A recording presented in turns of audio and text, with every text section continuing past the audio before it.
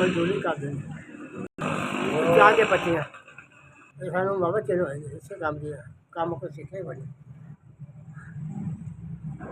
सारी मजदूरी करते हैं सब्जियाँ इसे तो कोई हाल नहीं जी आज गड्डी से ला जाओ कोई 300 देता कोई 200 देता कोई पता नहीं था। बच्चे मेरे दो सी एक बच्ची एक बच्चा विआह तीन बच्चे दो काके मकान कराए थे मुझे चिट्टा पै गया मजबूर बंदे कितों कर वो दस नहीं हुई रोटी नहीं पूरी नहीं जी लाज कितों पैसे लगे बहुत आई भाई भाई है भाई हाल की महंगी बात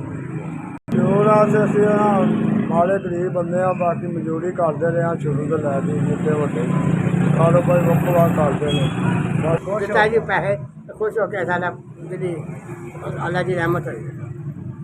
3000 रुपया दिता अपनी खुशी का दिता बाकी माड़े गरीब बंदे आ वक्त पाल करना है साढ़ा 1000 रुपया साढ़ा 1000 रुपया 3000 पैसा जी भला वैसा जी मजदूरी के पैसे भाई जान साढ़ो 6000 रुपया सानू दिवान मिलिया मजदूर बंदे आ ते मसला वो भला होवे अल्लाह ताला चोखा देवे ओदा भी साडा भी इस वे शुक्रिया हम तो सानू बचाई हाँ उन्होंने